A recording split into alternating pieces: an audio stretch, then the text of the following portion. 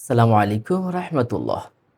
সম্মানিত দর্শক ও শ্রোতা, ২০২৬ সালে সর্বনিম্ন কত টাকা থাকলে আপনাকে কোরবানি দিতে হবে? এই প্রশ্নটা কিন্তু আমাদের কাছে এসে থাকে। সর্বনিম্ন আপনার কাছে কত টাকা থাকতে হবে? যখন আপনার ওয়াজিব হবে কখন? দেখুন, জাকাত এবং কোরবানির ২ টা মাসলার কিছুটা মৌলিক কিছু পার্থক্য আছে। জাকাতটা আপনার ১ বছর করে ঘুরিয়ে আসতে হয়। আর আপনার কোরবানিটা ১ বছর করে না, উপস্থিত টাইমে আপনি সম্পদের মালিক হয়েছেন, আপনার উপরে কোরবানি করা ওয়াজিব হয়ে গেল। তবে কিছু সম্পদের উপরে আপনার জাকাত বা অ্যা আপনার জাকাত বা কোরবানি আপনার জন্য ওয়াজিব নয় যদি এই সম্পদগুলো থাকে।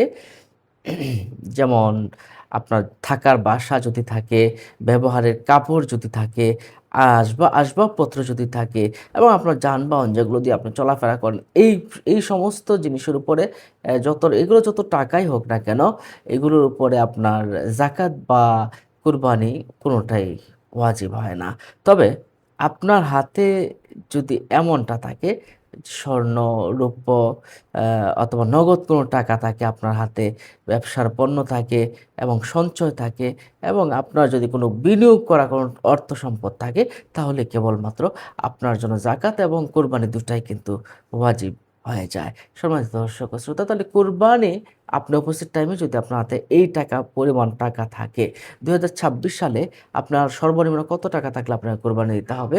এই বিষয়ে আমরা যদি ৫২.৫ তোলা রৌপ্য পরিমাণ সম্পদ যদি আপনার হাতে গচ্ছিত থাকে, এখন প্রতি ভরি যদি আমরা ৳৩৫০০ ধরি, প্রতি ভরি রূপার দাম যদি ৳৩৫০০ ধরি, তাহলে আমাদের বর্তমান বাজার মূল্য অনুযায়ী ৳১,৮৩,৭৫০ যদি আপনার হাতে গচ্ছিত নগদ থাকে, তাহলে কেবলমাত্র আপনার উপরে কুরবানি দিতে হবে এবং কুরবানি দেওয়া ওয়াজিব। অন্যথায় এটা নফল হিসেবে গণ্য হবে।